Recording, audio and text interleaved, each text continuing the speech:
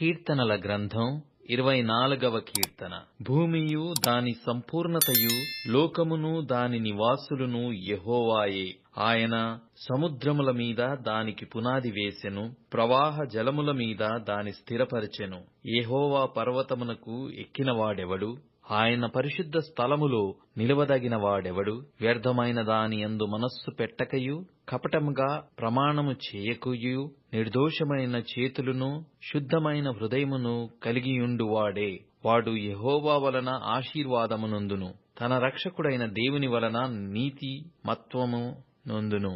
ఆయననాశ్రయించు వారు, యాకోబు దేవా, నీ సన్నిధిని వెదకువారు అట్టివారే.